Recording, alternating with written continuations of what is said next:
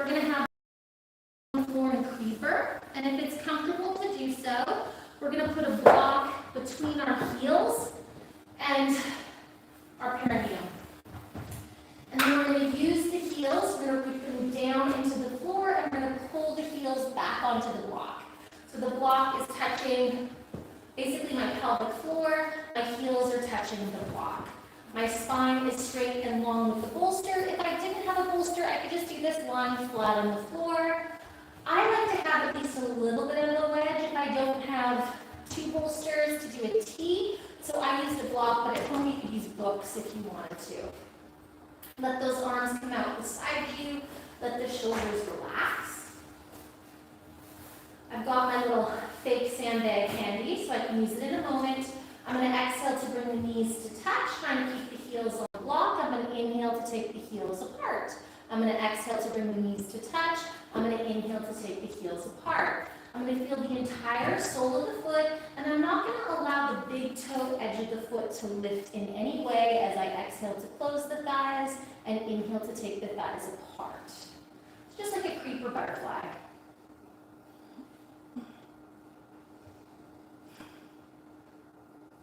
And then I'm going to take my knees as wide as I can without the soles of the feet coming away from the floor. I have a sandbag, so I'm going to place it between sort of my pubic bone and my navel. Because I'm comfortable putting my hands behind me, I'm going to take my hands, I'm going to have the thumb and the index finger touching, and I'm going to take my index finger down to my tailbone, and I'm going to have the thumbs kind of middle of my pelvis. My elbows are rooting, my shoulders are rooting, and I'm lifting up a little bit into my sternum. And then I want to go into my belly, and I want to breathe into the middle bottom of my belly breath. So as I inhale, I want to feel the space of the middle bottom of my belly breath expanding with the inhale, and with the exhale, feel it contracting.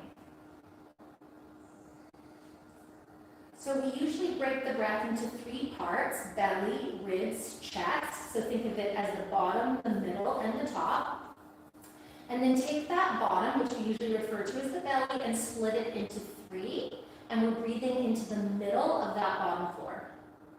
And we want to remember, almost like it's a cube, like a square, that it has a back, a front, two sides, a top, a bottom, and all the diagonals in between. Almost like a Rubik's Cube, but one level instead of three levels. Let's start with just one level of Rubik's Cube. So visualize your body like 9 boxes, and we're breathing into the bottom middle box. So as we inhale, we feel from the tailbone to the pubic bone expanding towards the block. We feel the sacrum from the tailbone, kind of the tip of the pelvis where our thumbs are, expanding down into our thumb and our index. We feel the front abdomen from pubic bone to navel lifting up. But we also feel the breath expanding up and out towards the hips.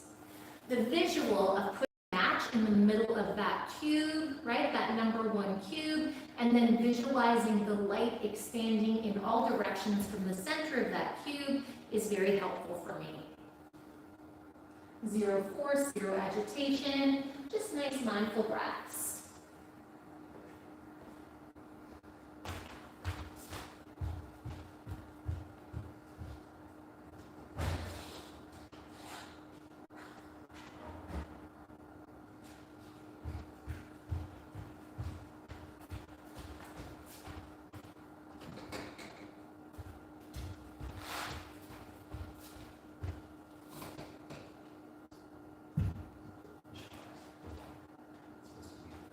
Yeah, like that, and then pull the heels back and push the pelvic floor into it.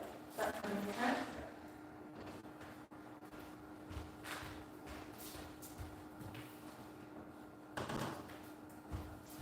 So really using the props you have, and think about the breath expanding the body into those props.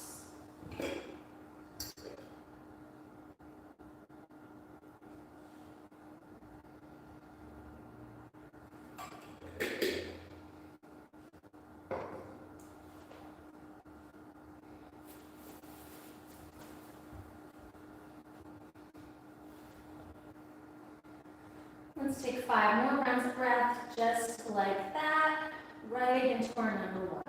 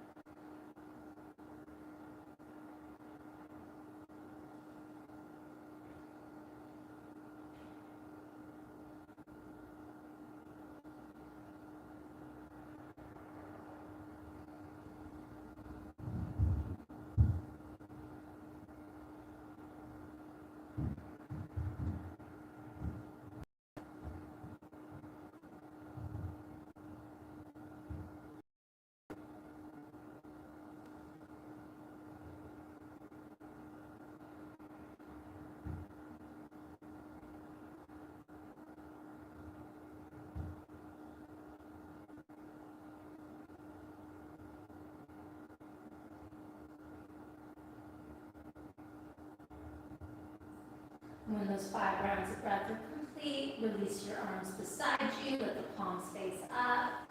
Just return to your natural breath, just observe how that feels.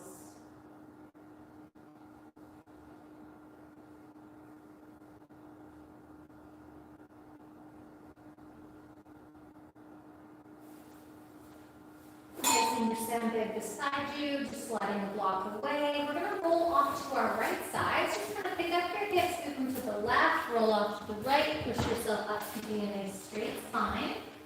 And as we come into the number 2, which is our right shoulder, front, back, armpit, I've got 1 bolster, and I'm going to set myself up so that I've got a good chunk of space between the top of the bolster and the top of my mat, because I want my head to be on something soft.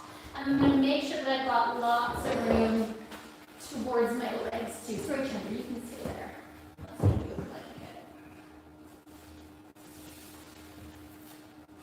She went to the spa. She looks so good. All right, so I'm going to start with my tailbone all the way down. I'm going to lay on the 1 bolster. I'm going to grab the back of the skull, and I'm going to slide until my shoulders hit the floor. So if I didn't have a bolster at home, I would just use a dense pillow, like not my super softest pillow, but I'd want to have that pillow as high up as I could, but I'd want my shoulders to be on the floor so that I wouldn't be able to put my fingers between the shoulders and the floor. So if I want less stretch, I'd keep the soles of the feet on the floor. If I wanted more stretch, I'd straighten out the legs, flex the feet, right? And then we want to find the number 2, which is the big toe mound. So I want you to take your big toe mounds and I want you to push them really far forward. Big toe mound. And then you can take your sandbag and you can put it on that right shoulder. Remember, if you want less, you just bend your knees. So it's on my right shoulder, and then I like to take my hand into my armpit, right? So my right hand, I like to flip it so that the wrist is, is bending and creating creases by the palm. And then I just place the hand into my armpit. And then if I wanted to, my left hand, I could come over the top of the shoulder and kind of grab the trap if I wanted to. And then I like to kind of lean my thumb towards my collarbone and throat, right? And then my wrist kind of gets the right side of my sternum as well. So essentially, I'm doing this, and then I'm adding some weight. So my left hand is coming over my shoulder. I can feel my trapezius muscle. I can feel my collarbone. I can feel my throat. I can feel right here, sort of that sternum plate. And then the right hand is folded. I like mine folded because I like that wrist stretch and the palm facing away. So we want to make sure the legs are active. So the heels are engaged, the feet are engaged. If I wanted more stretch, my feet would come to one another. If I wanted less stretch, my legs would be a hip's distance apart. If I wanted even less stretch, I could bend my knees and have the soles of the feet on the floor. And then I want to breathe into that right shoulder. So again, it was 3 levels. We've got the lower level, the middle level, and the top shelf. And we want to be breathing into the right corner of the top shelf. Armpit, armpit chest, right side of the sternum, shoulder blade, back sort of rib cage by the armpit, right collarbone, right trapezius muscle. And like I said before, I like to visualize a little candle or a lighter or a match right in the middle of that cube. And then think about that breath lighting like a match and feel that breath expanding in all directions. So really think of it as round, like the moon. We only see one side of the moon, but it doesn't mean it's flat, right? And so often we only see the front of our body, so we forget how dimensional our body is. If it feels like it's too much for your upper back and shoulders, you just bend your knees, you scooch yourself towards, the end. You can lift up your body and slide your bolster out, and then you can just do this lying flat on your back or on a little baby pillow.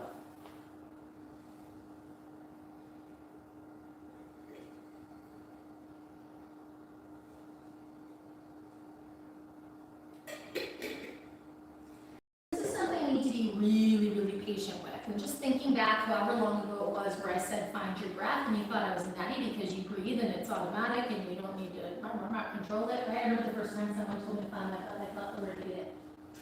How have I regretted thinking that, right? So be patient with it. We were not necessarily, born breathing into our right shoulder, although when we were born we were probably breathing into it more than we are right now. So if you're not feeling movement, don't worry. Just even thinking about it, eventually you're going to get the breath to move into that space.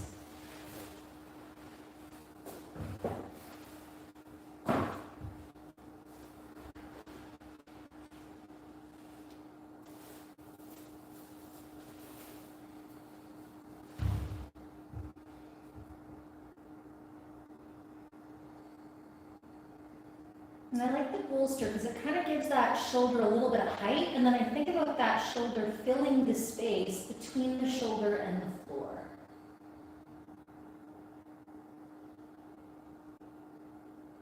And I feel the shoulder, the breath moving and pushing the shoulder into the top right corner of the bolster.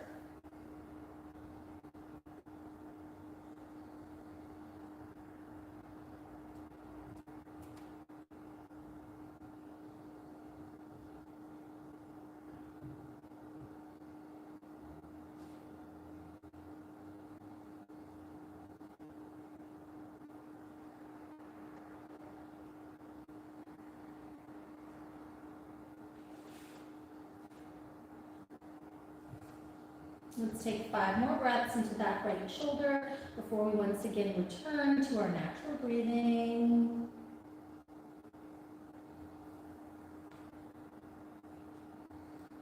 Remember, nothing should be agitating physically or mentally.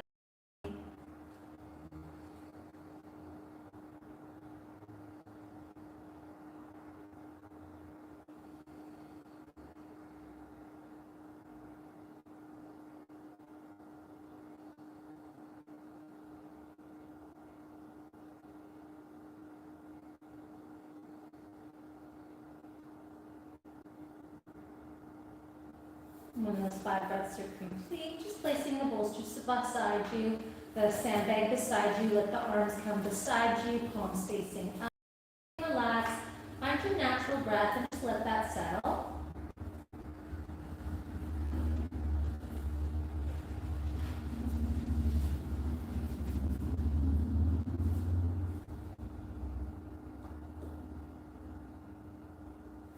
And to come out of this posture, we're going to bend our knees, we're going to push into our feet, we're going to lift up our body, and we're just going to slide the bolster away from us towards our butt until we can bring our pelvis onto the floor. We're then going to roll off to the right. We're going to use our bolster or our second block as a pillow. And then we're going to have our other 2 blocks handy. We're lying on our right side. You want to be able to see me, so twist yourself on your mat so that you can see me. We're going to do a 90-degree angle leg on our right side. We're going to have the block at medium width between our feet. We're going to have the pillow underneath our head, or a block underneath our head if we don't have a bolster. If I didn't have an earpiece, I would have my bolster right into my elbow and my wrist, so it's encouraging that 90-degree angle bend connection.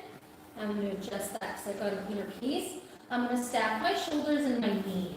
So we're going to be holding this a little while. So if at any point it feels fatiguing, you just take your block in between your knees. So that's option A.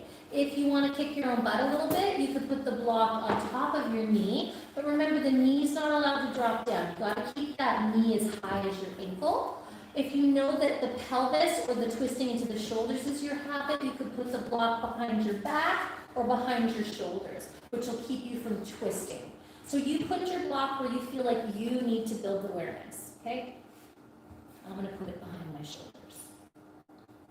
So we're going to take our sandbag or our hand and we're going to put it on our middle left ridge. So we've got the bottom shelf, the middle shelf, and the top shelf, and we want the left side of the top shelf. So I like a little bit of something, something there to breathe into.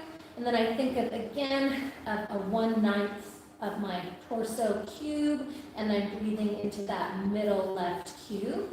I think about putting a light in the middle of it, like a candle, and then I think of the light expanding in all directions, to every single corner and space in that cube. And when I inhale, that left side will expand and lift. And as I exhale, it'll sink, shrink, and fall.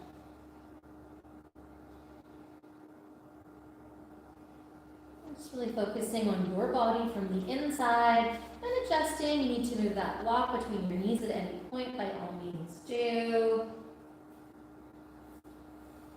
If you really find the breath into the rib cage, sometimes it's nice to find a 90-degree angle, elbow over your head, or maybe a little lower than your head, just opening up that left side.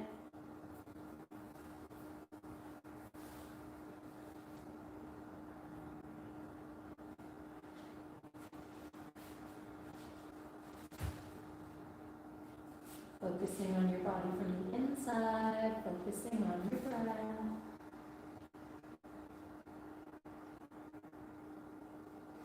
And so I learned about the magic square. The first time was right after Hudson was born, the first time I went to New York to study because India was no longer available with a 6-month-old baby.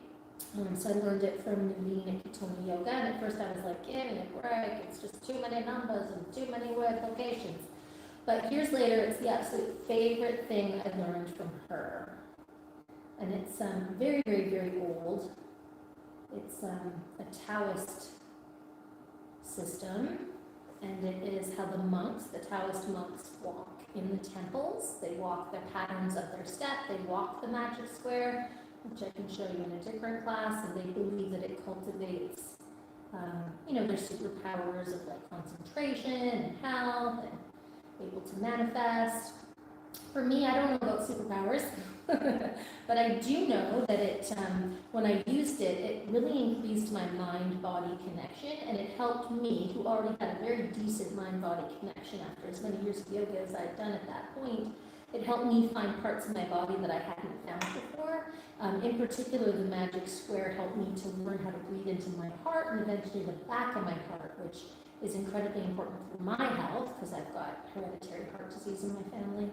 So this is where we start to learn to breathe into the heart. It's in this number 3. So as you inhale, I want you to go to the back of the number 3 square, and I want you to breathe into that space. And see if you can feel where, sort of that square attaches to the spine, and breathe into that space where that square here goes into the back body and attaches to the spine. And maybe you can even feel the bottom of your heart.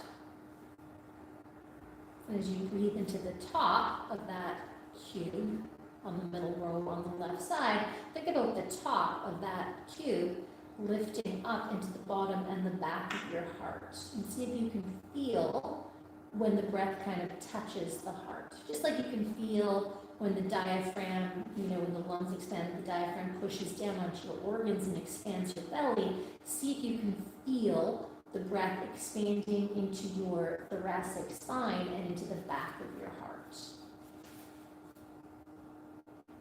And be patient, right? Most of us, we're not feeling our hearts right now, and that's okay, but if you don't try, you don't get. I promise you, you can get it if you work on this. Let's take 5 more big breaths here.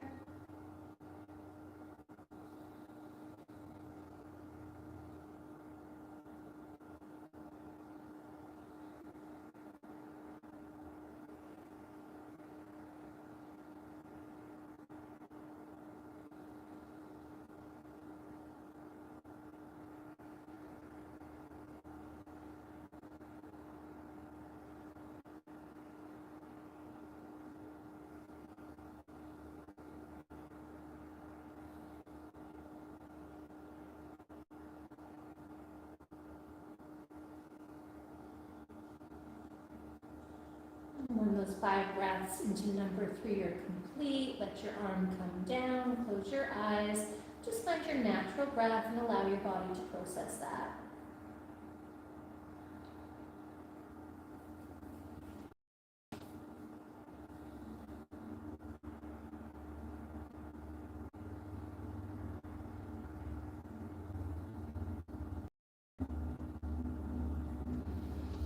And then when you're ready, we're going to come into that back bend we did for number 2, because we're going to do the left shoulder, which is number 4. So we're going to come up. We're going to find our bolster. With this back bend, because the number 4 is the baby toe, so if you took your foot, it's top shelf. It's right side, but because the foot's flipped, it's the baby toe edge of the foot is where that is. So we're going to do a Baddha-Konasana. So we're going to do the same thing where we get into the upper back. Okay? You're going to come down just to where the shoulders hit. You're going to take your, your sandbag or whatever onto the left shoulder. And then you're going to do a Baddha-Konasana with a heel lift, just for as long as you can.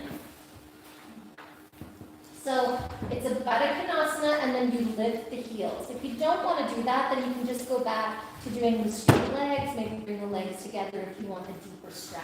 But if you can, for a wee while, do a cobbler pose where the soles of the feet are touching, and then lift your heels, which will help you to get rid of your wrinkles. It'll also do something interesting for your groins.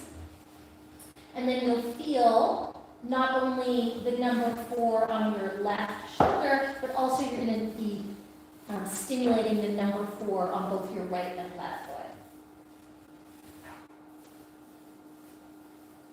And so if you want to take that left hand like we did on the other side and flip it, it can be palm up or palm back. Right hand can come around and feel the collarbone kind of throat area. You can throw a sandbag on there. Some type of weight can be nice. But if you're doing the cobbler, see if you can lift the heels. And in cobbler, the entire sole of the foot is touching, and then the heel lifts, right? If you want to do a creeper instead, go for it. If you want to do something else with your legs, again, always an option. Just listen to your body and notice when you're getting enough. And if you get that heel lift, not only does it get rid of the wrinkles in your ankles and allow your feet to truly root, but like I said, it's going to really stimulate the number 4 on your feet. And that is a hard part of your foot to find. As those of us that do the magic square on our feet know.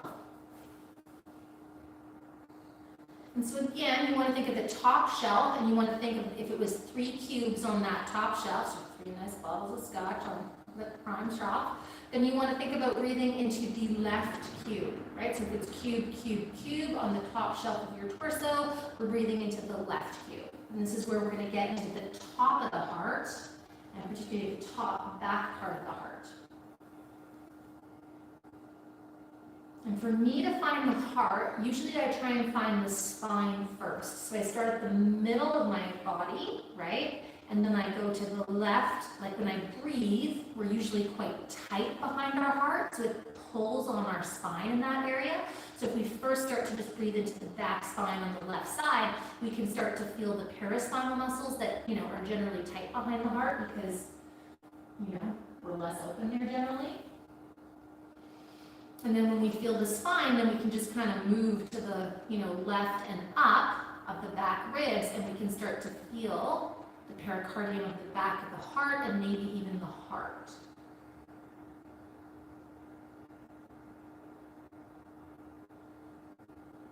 Listen to your body. If your hips fatigue or your feet fatigue, you just bring those knees together. together, take a little rest. Remembering that that top shelf left cube has a back, a middle, sides, diagonals, and all the spaces in between.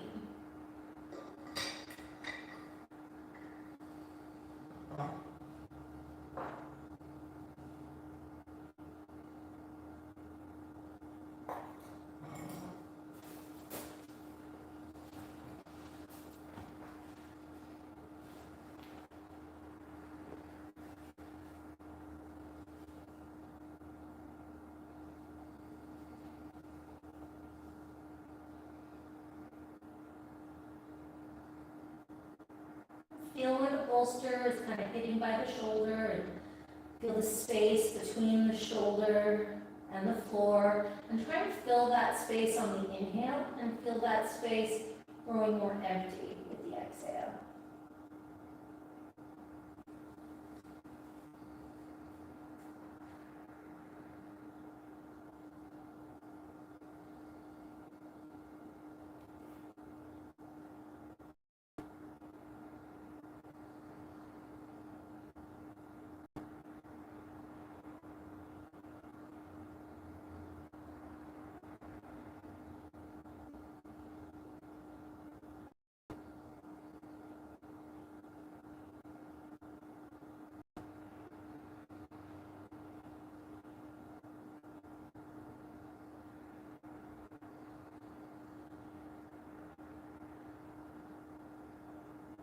Let's take 5 more rounds of breath right into that left shoulder.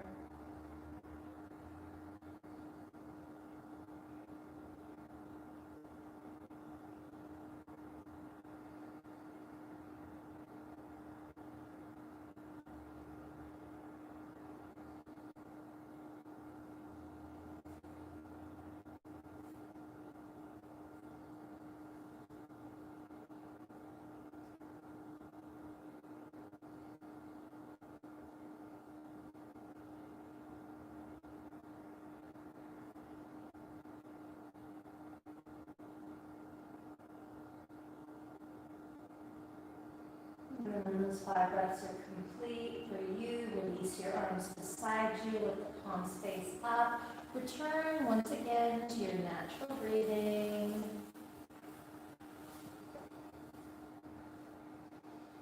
And really lifting from the outer knees when you're ready to bring those knees together. Walk the knees and the feet a hips distance apart. Feel the feet on the floor and feel that number 4 in the baby toe top shelf of the foot.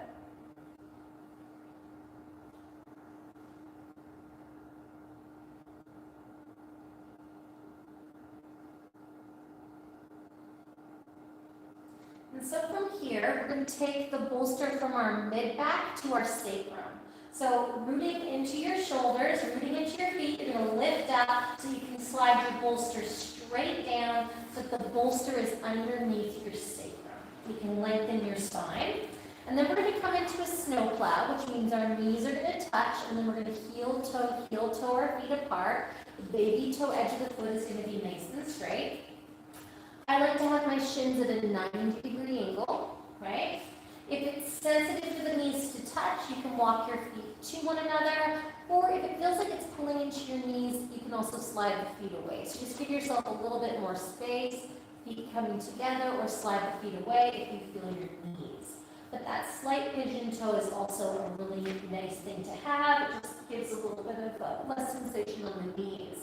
And then you can take your sandbag or your block or whatever you got, and you're going to put it on the middle of your middle shelf. So lower shelf, top shelf, middle shelf. You put your sandbag-ish thing or your block on your middle shelf. And then if your shoulders like it, I like to stack my hands. We're going to start by stacking the right hand on top of the left hand. I'm going to stack my hands underneath my number 5 on my back body. Okay, and I'll show you that. I'll come up and show you that too. So I take my right hand to my number 5 and my left hand to my number 5. So it's just below my shoulder blades in the middle of my spine. And not everybody's arms are going to go there, and not everybody's arms arms should go there. We certainly don't need to have our arms there because we can also visualize a sponge there. And as we inhale, we want to feel that part of our body expanding down towards the floor, whether our hands are there or not. And when we exhale, we want to feel that part of the body lifting away from the floor. So as we inhale, we feel that mid back expanding down, and as we exhale, we feel it lifting a little bit light.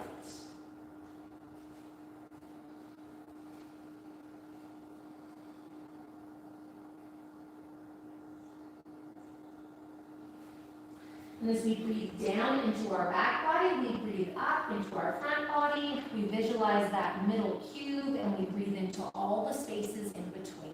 The sides, the back, the front, the corners, and all the diagonals that make up that cube.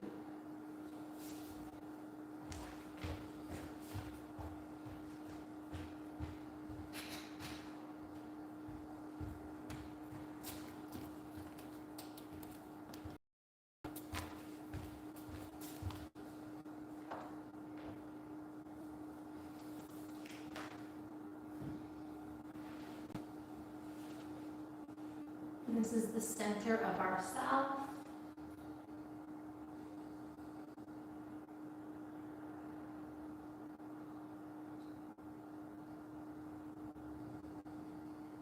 No force, no agitation.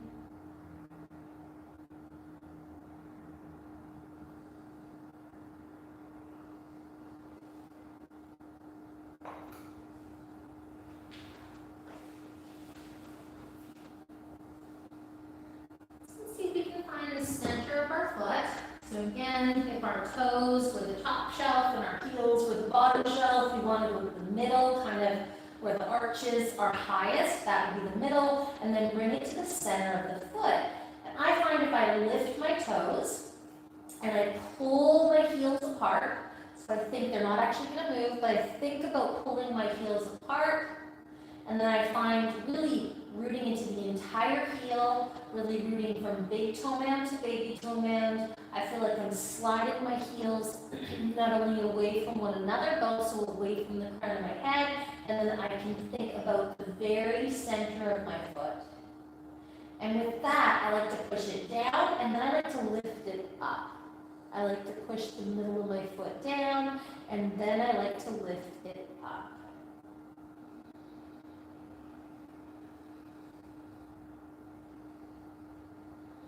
When you find number 5, holy hen, those foot muscles work.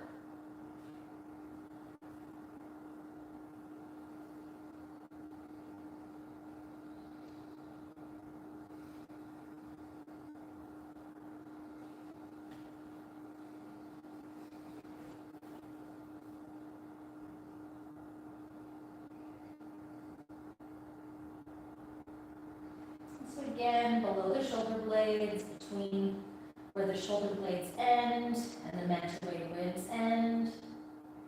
Feel the inhale, feel the middle spine. In the middle of that area of your ribs expanding down. And then feel the front expanding up equally. And so sometimes it helps me to visualize that the back and the front of that rib cage are an accordion, and they're going in 2 directions. They expand out and then they come back in. They expand out and then they come back in.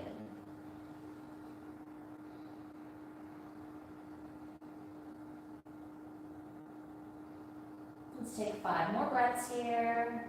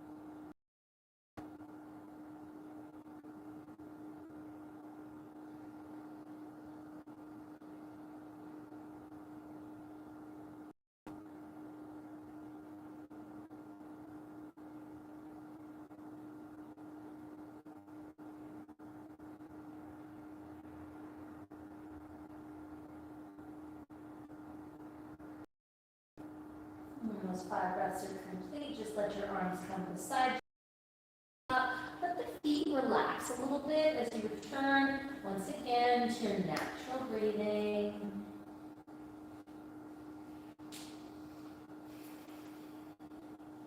Sometimes when we do this kind of like really conscious breath, we can feel a little buzzy, kind of like we've had a couple cocktails, and that's not a bad thing, that'll pass. That's your body getting oxygen to parts of your body that it's not used to. Also getting rid of that carbon dioxide and allowing your lungs to be empty feels great too. It's wonderful for our health. And then let the knees come apart, walk the feet in so they're a fixed distance apart. Lift up the pelvis, slide the bolster away. So number 6 is going to be right hip. So if you think of lower shelf, right, then we're going to be the right side of the lower shelf. So I like to do number 4 pose. So what I do is I take that right leg and I take it into number 4 pose. I like to take the block and I like to put it into that right hip. Because again, I like to have something to kind of root into. You can put a bolster there too if you like. Fire up both feet.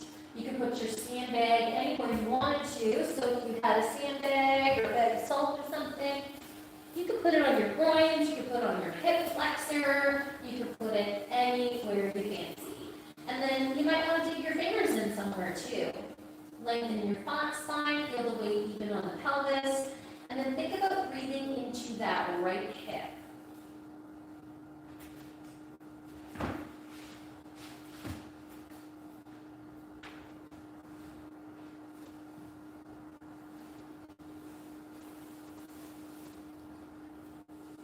As you inhale, feel that right hip expanding in all directions. And as you exhale, feel that right hip contracting. If you like a hand underneath your pelvis, that works too. But make sure you use both hands behind the pelvis so the pelvis remains level. And try to just breathe into the right side.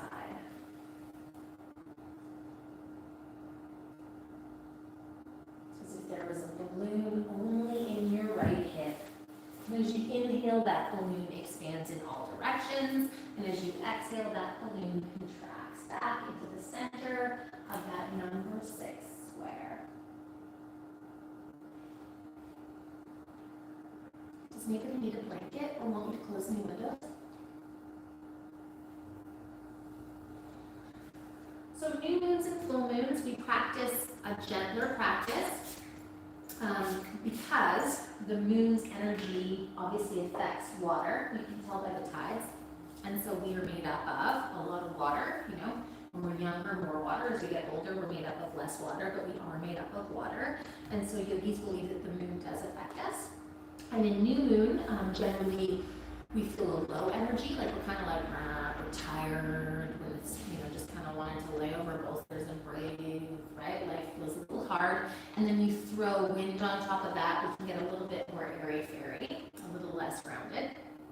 So that's something that we usually see in a new moon.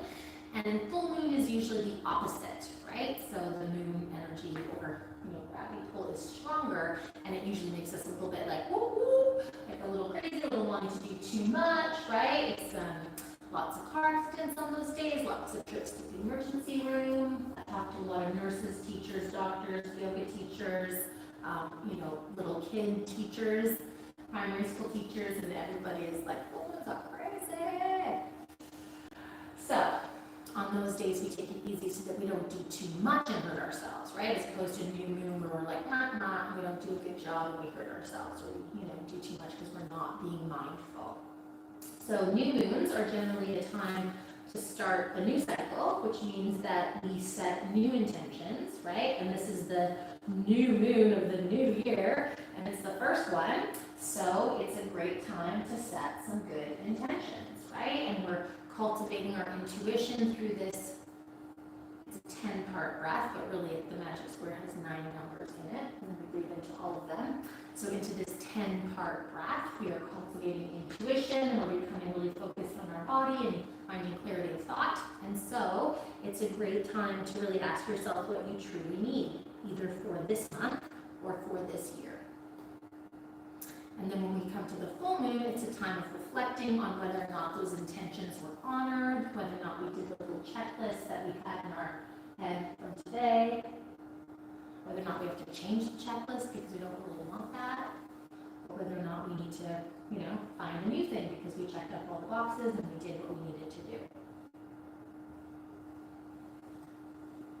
Whether or not you believe all that stuff, it's just a great way to kind of check in. We can kind of get, we set New Year's resolutions and all of a sudden it's 2022 and we haven't done them. So if you want to take it a little deeper into the hip, the option is to take it into a twist. So if you're coming into that twist, you'd want to keep your shoulders on the floor. You might want to take a bolster and support, but you could do a number 4 twist if you wanted to. Keeping the shape of the legs, so we still have that triangle shape, keeping the wrinkles out of the feet. And so that, it's that big toe heel that we really press into, right? Because that's going to be our number 6 in our foot. So no wrinkles on our inner heels. And if our shoulder was wanting to lift, we could just take our bolster and support the outer thigh of the bottom leg, which would be the left leg. If we wanted to do something different with our this arm can be very, very fit there with the number 4 twist.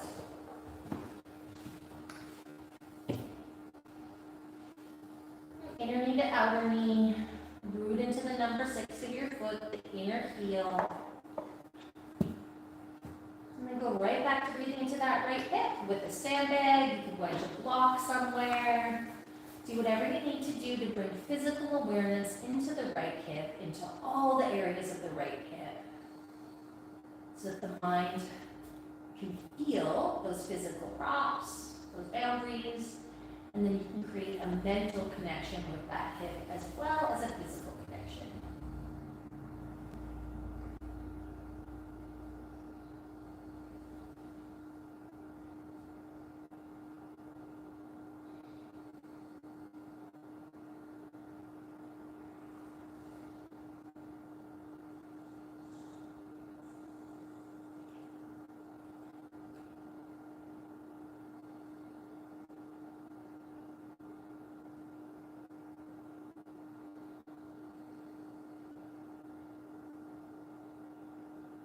Focusing on your body from the inside. Focusing on your breath into that number 6 right hip.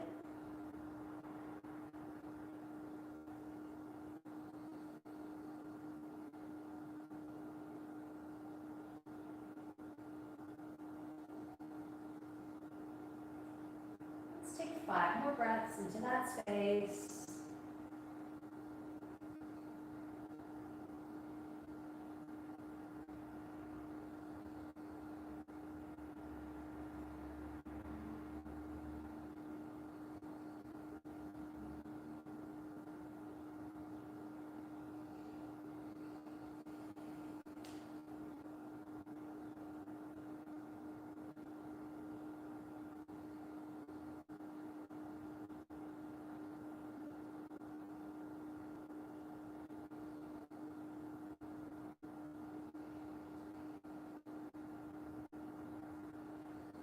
Those 5 number 6 breaths are complete. Returning once again to your natural breathing.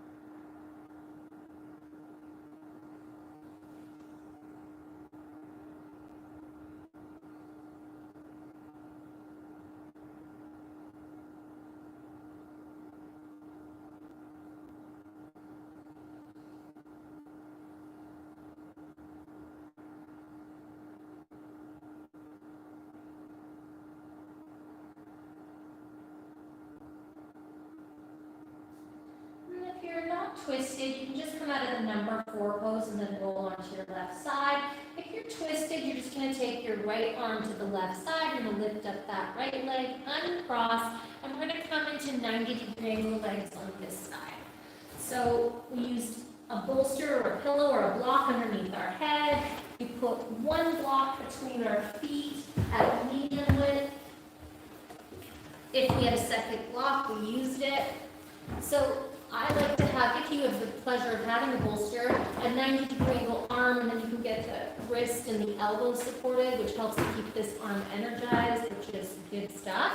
You try to mimic the angle of your leg, and you try to mimic the activity you did. So if you put your block on your knee for a while, then you do it on this side, maybe on your pelvis, maybe on your shoulders, maybe you're like, oh, that's enough, I'm going to put it between my knees. And then you can add your sandbag or whatever you got onto your right middle shelf, okay? And that is number 7. So you just kind of feel that rib cage. You think about lengthening the 2 sides of the torso. You think of that middle shelf, right cube, and you breathe into that space.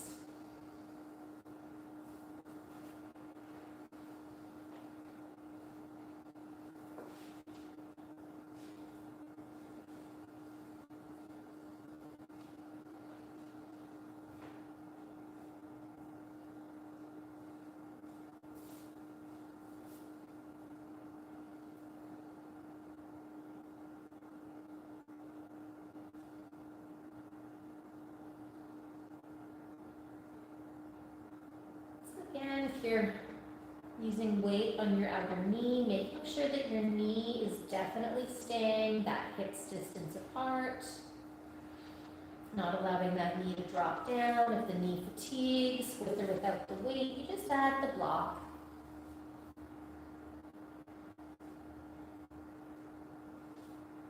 Luna's looking better, hey Martha? Got a little spring to her step. Is that Claire there? Hey Claire. She looks much better.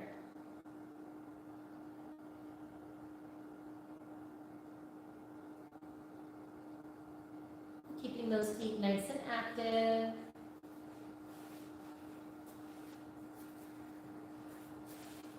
So number 7 on the foot would be the big toe heel edge of both feet, and then we come up to the middle arch, and we find that space between the big toe mound and the inner heel, and then we think about just filling that space, like you could feel your arch, and you could follow your arch to the big toe edge.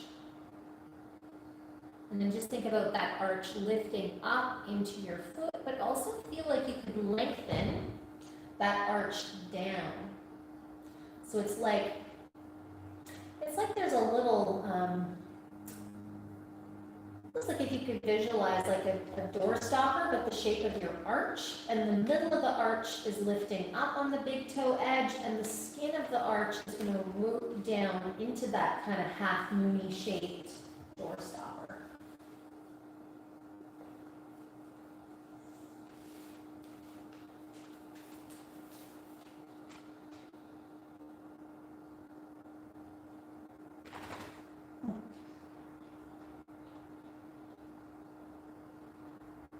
Roberta's talking about Luna, and she's like, I'm gonna start this show, Luna. You're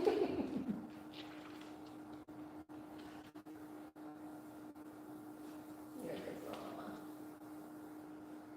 Really focusing on your body from the inside, thinking of that right rib cage, thinking of how it comes towards the spine, thinking about how it has a top, thinking about how it has a bottom, corners, diagonals, sides, and all the spaces in between.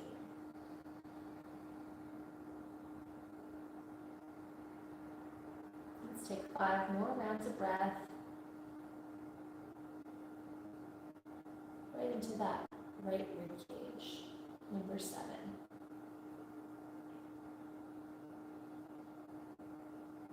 All of these different numbers have philosophical questions that go with them.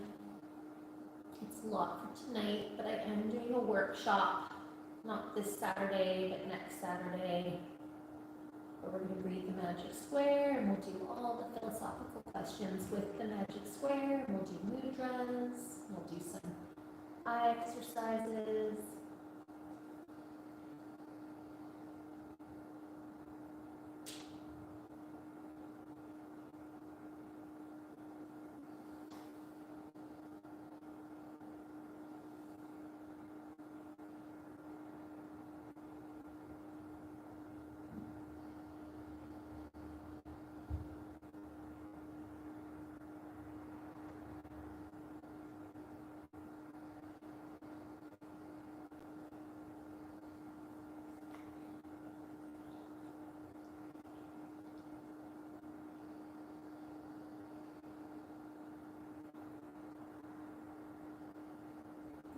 5 breaths are complete, returning once again to your natural breath.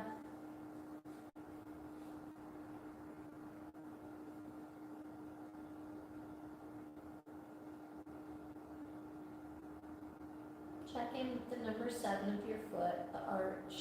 Feel the skin of the middle of your arch. And follow the arch to the top of your arch, to the bottom of your arch. Lift up into your arch, press down into your arch.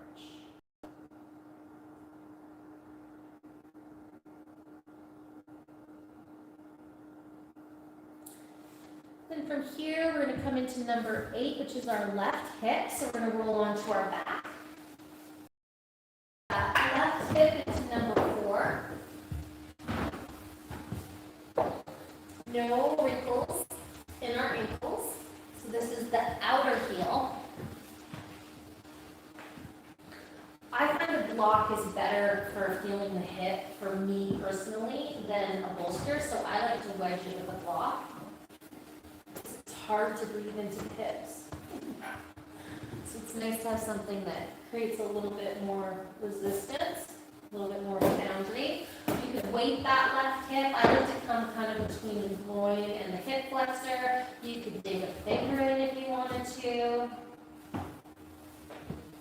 And so if you think of the bottom shelf of your pelvis, of the torso, you think of the left side.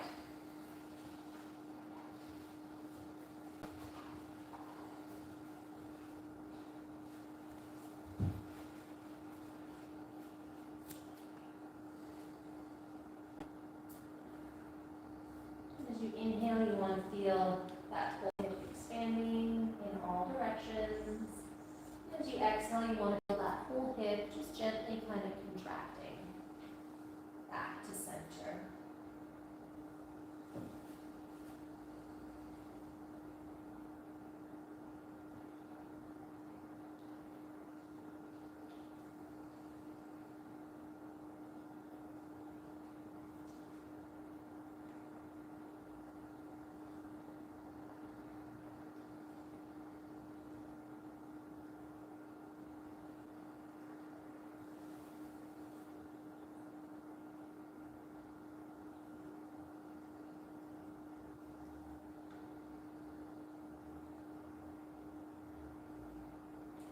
If you wanted to do something different with your arms, you could.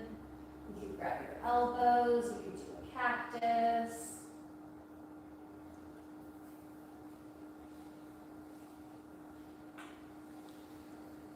You could pet a cute black dog.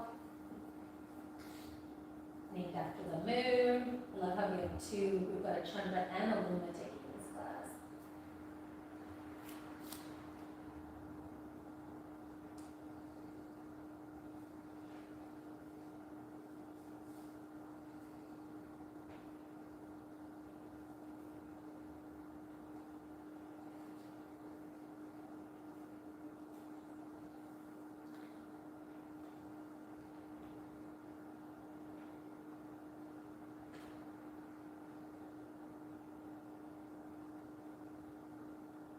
Again, you could stay here or you could take it into a twist. If you're taking it into a twist, it's always a good idea to bring your arms lower because this can be a deep twist, right?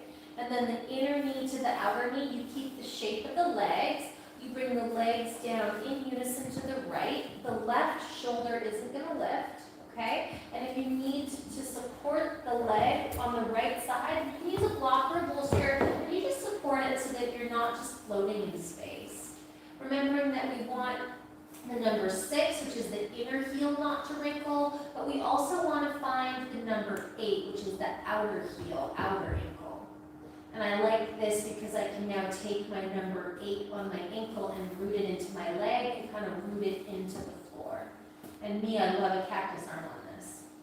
You try and do your arms the same from side to side, and remember to do so. You can wedge it with a block or sandbag. And then inhale to feel that hip expanding. Lower belly, if you go to kind of the navel, you just kind of go to a diagonal to the hip flexor and try and get into that area, right? Getting a release into that area can be so good for your back. I include the love handle here.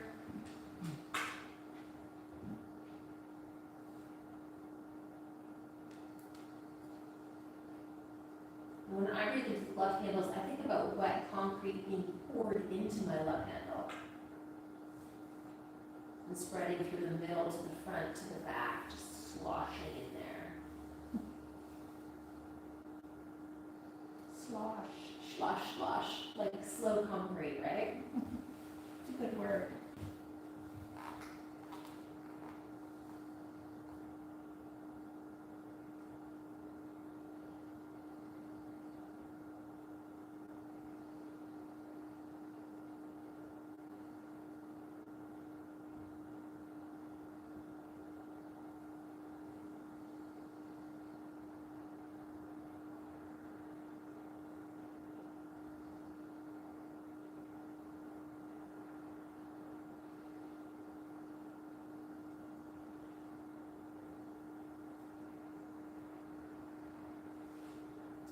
That left hip is home of doing too much, and it's also home of not doing enough, so it's hard to find that balance. Just breathing into that space and inviting balance in.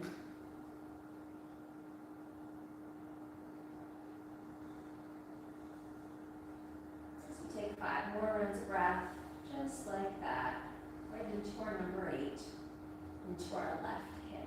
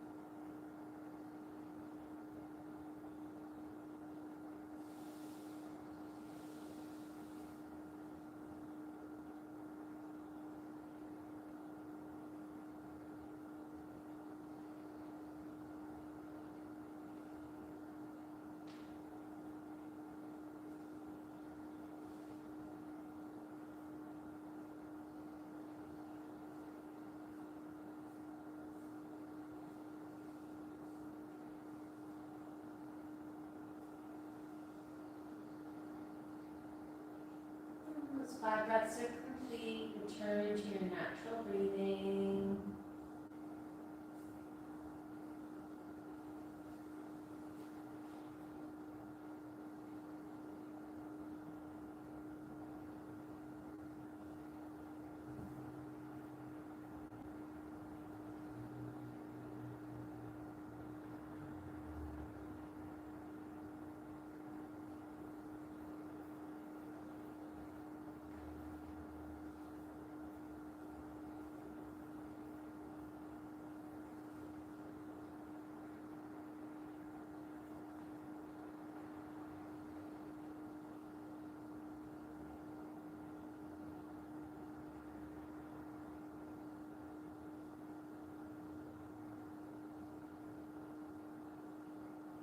So if you're in number 4 pose, you just uncross. And if you're twisted, you can just kind of roll off to that right side gently, release your leg, and then bring yourself up. And so we're breathing into number 9, which is another top shelf, middle top shelf. I like to make myself a T-bolster. If you don't have a T-bolster, you don't have 2 bolsters, you can do a T-bolster using a couple of blocks and a bolster. That works really, really nicely. If you don't have that, you could just put like 1 bolster across your upper back, which can feel really good. Those of us with mini bolsters, a mini bolster right there can feel really good. But if I was doing it with 1 bolster and blocks, I'd come down and I'd just come once again to where my shoulders hit. So I could have my arms like this if I wanted to. I could have my hands on my torso if I wanted to be gentler on my shoulders. And then I like to do a Sukhasana, although it's a little less comfortable on blocks. I don't think that's a bad thing. So I like to kind of dig the baby toe edge of the foot in and fire up the feet. If that feels like too much, you can just have the soles of the feet on the floor. You could do a cobbler pose here. You could do a creeper pose here. To get it to number 9, actually, if you did a creeper pose on the blocks, you could get that kind of middle top shelf of your foot and like dig it into the corner of the bolster, or not bolster, block, or have your toes hanging over. But I like to cross my right shin over my left shin, have the baby toe edge of the foot really active, and then find the top shelf of the foot, the middle big toe mount, right? So you go to the middle between the big toe and the baby toe and root into that. So you're not just flopping those knees, but it's really, really active feet. And then you could put the weight, the sandbag, kind of between your chest, right up to your sternum and throat, if you had one, right like here. Right, you put your hands there. You could slide your hands if you've got the flexibility and feel the space sort of underneath the C7 if you wanted to. If you don't have props, you can just, you could do a Sukhasana with just one block. I'll show you that too. That's a good way to do it. So you're lying on your back. You come into a supported bridge, right? And then you could do a Sukhasana here.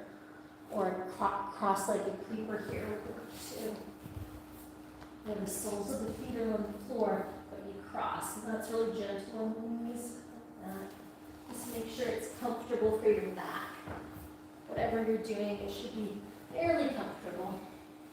Right, so that's a nice way of getting that lift in the chest that we're looking for. And space to slide the hands under. Or Sukhasana.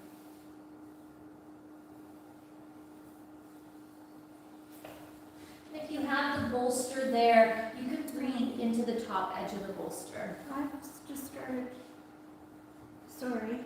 What's that? I've just started bleeding. On your hand? Do you want a Band-Aid? Can you give me a tissue? Yeah, sure. I don't know what I've done. Band-Aids too. I'm just going to that spot and just kind of lighting a match. And think about the breath moving in all directions.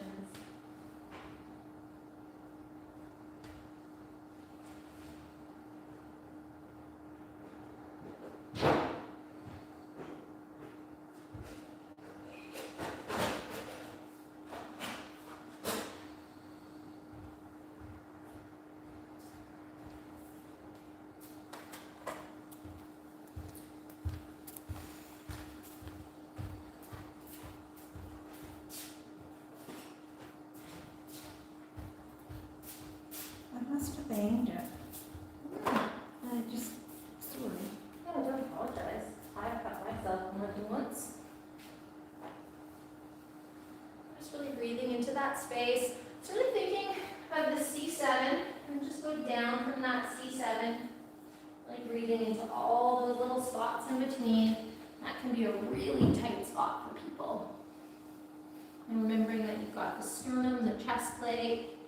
Again, I sometimes like to think of that accordion effect of it going, to the floor, to the ceiling, away from the floor, away from the ceiling. And also away from the spine, to the spine, laterally, and then diagonally.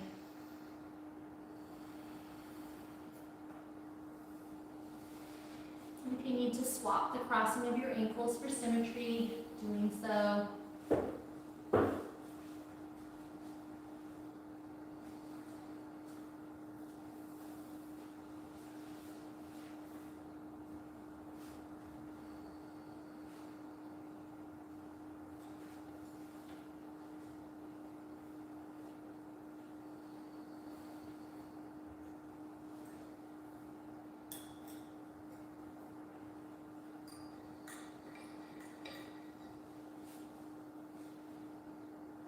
Focusing on your body from the inside, breathing into that number 9.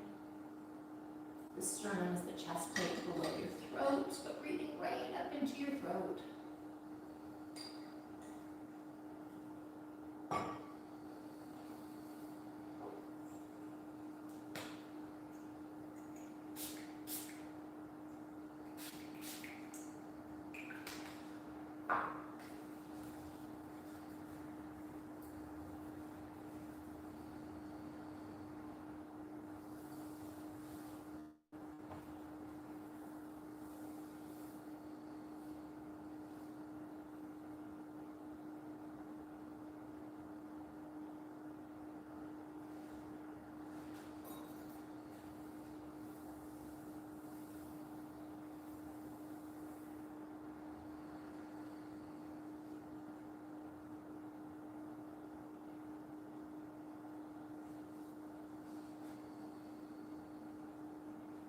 Let's take 5 more rounds of breath, just like that.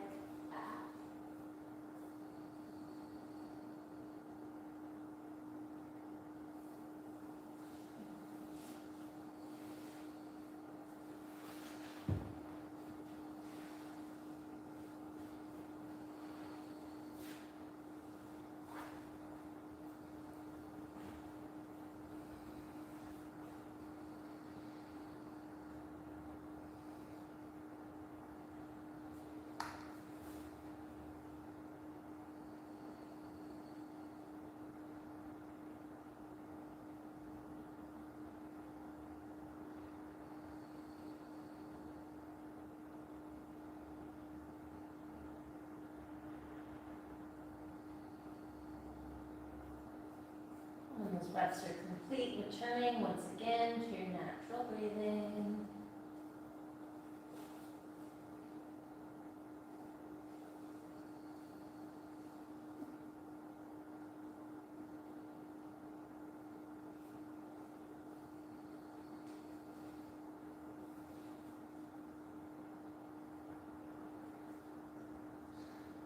Just your blocks on the pelvis. Everybody's going to bring their knees together, uncross their legs, feet on the floor. If just your pelvis is on a block, then you lift up your pelvis, you slide the block. If you've done kind of a T-bolster, you shoulder walk away from the top of the T, lifting your head, and just kind of shoulder walk away until your whole spine can be on the floor. And then you get to decide your final pose. I'll give you a couple options. I am a big fan of legs up the wall, either with a wall or without a wall. It is going to be a 5-minute hold, so without a wall definitely is not the easiest thing in the world.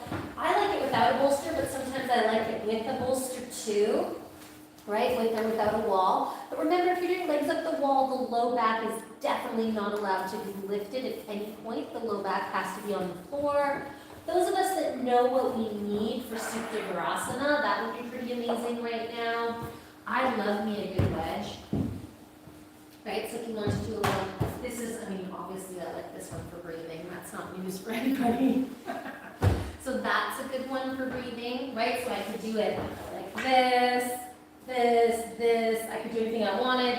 I could do, another one I really like is this. So good, right? I could take either 2 bolsters or 2 blocks and a bolster and do a supported child's pose.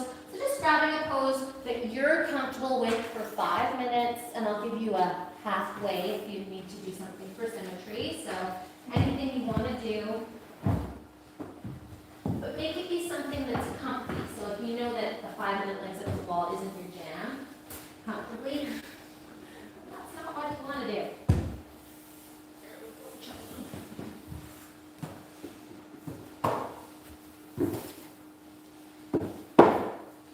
And so for 10, we want to think about all of those places and spaces. And we probably found a weak link. I'm sure there was one number that we were like, what is she talking about, right? Just one or 9. Or 20. Maybe made up new spots that you could breathe into. But yeah, so think about starting in that spot. So, you know, when you go for a hike with a toddler, you put the toddler in front, right? The toddler goes first. Not too far ahead because cougars. But you don't let the toddler trail behind, right? So you want to keep it close, but you want to make sure that we're being mindful of it. So start with your weakest link and give it some love and try and remember your weakest link so that you can work on your weakest link. And then, interestingly enough, kind of pay attention to if that weakest link is a physical thing too. Like, is it hard to breathe into your right shoulder? Does your right shoulder kind of feel tight sometimes or bug you, right? For me, it's, you know, my left hip is a little bit used and it's really easy for me to breathe into there. Maybe I use it too much, right? So find your kind of spot. What's easy to breathe into, what's hard to breathe into, and then try and balance it out.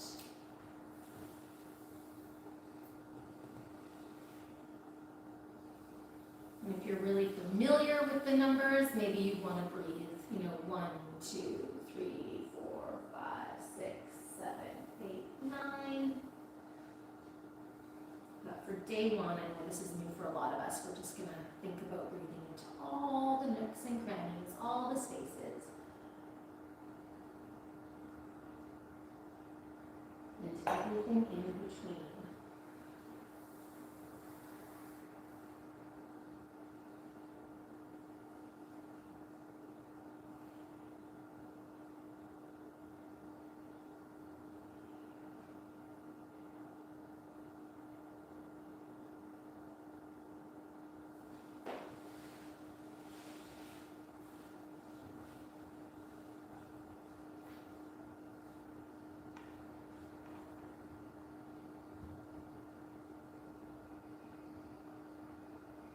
Doing something that requires symmetry, that's about halfway.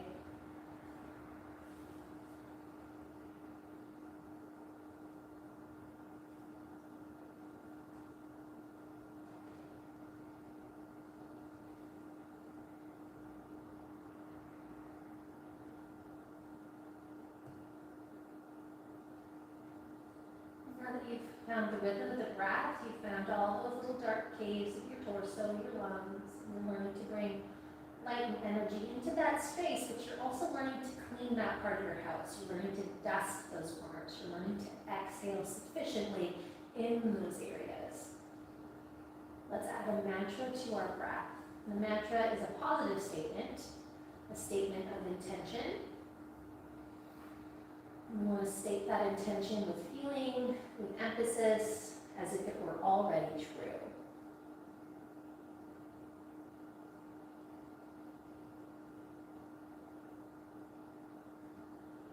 If you're very new to manifestation, one of my favorite sort of beginner manifestation techniques is inhale in what you want and exhale out what you don't want. So maybe you inhale in calm and you exhale out stress. And you stick with the same things. You're not swapping it up with every breath, but you continually inhale in what you want. Joy, exhale out what you don't want. Anger. Finding that cycle of replacing what you no longer need with what you truly desire.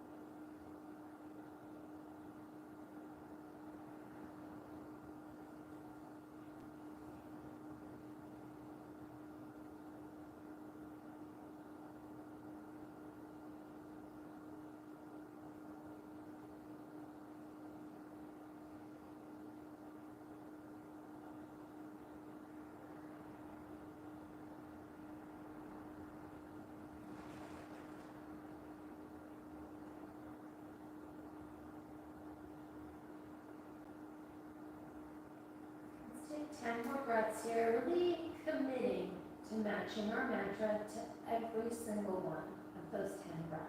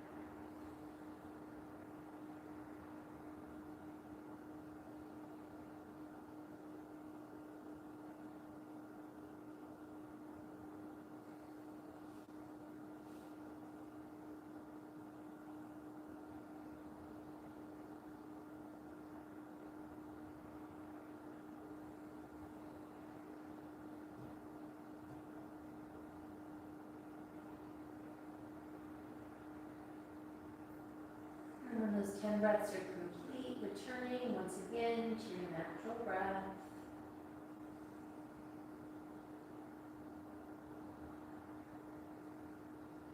If you're doing legs up the wall, you're going to bend your knees, give your legs a little hug. If you want to stay there for Shavasana, you feel like it's the best thing for you ever, then feel free to stay there for another 5 minutes. Otherwise, rolling off to the side, coming out of it, coming out of your posture, making your way into Shavasana.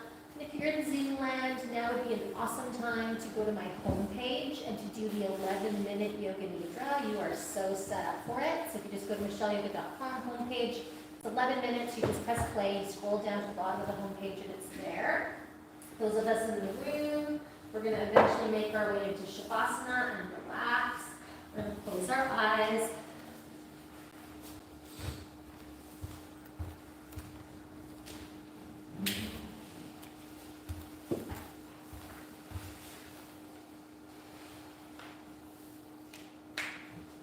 Just scanning your body, looking for any areas that you might be holding stress. Send a little breath into those areas.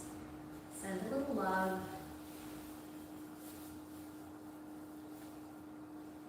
And then relax completely. Let everything go. Let go of any control you once had over your breath, over your body. And relax.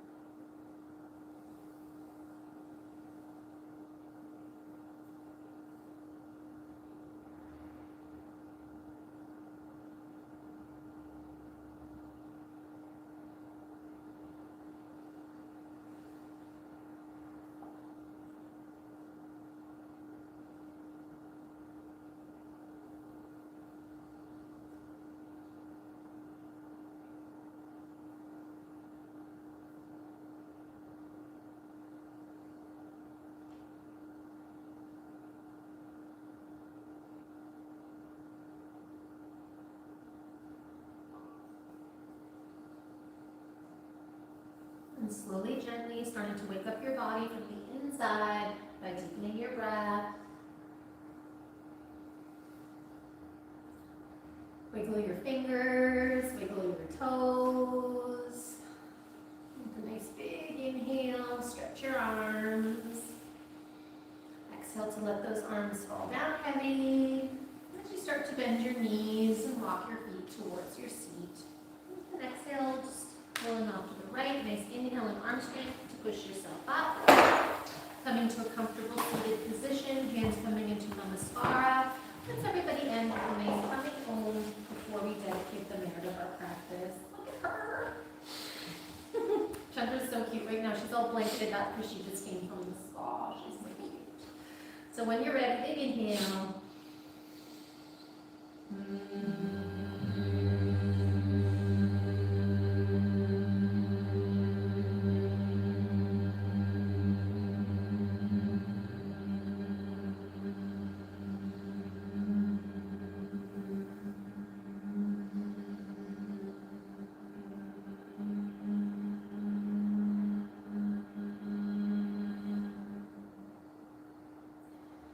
May we use this class so that all beings may find happiness. May we all be free of disease. May we see what is auspicious and may no one suffer.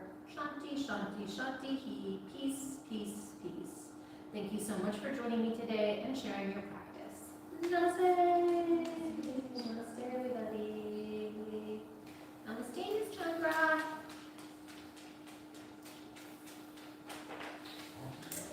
Workshops are up on the website. There's 9 of them. Yay! So if you want a spot, get on there. Thanks for coming, you guys. Nice to see you. Claire.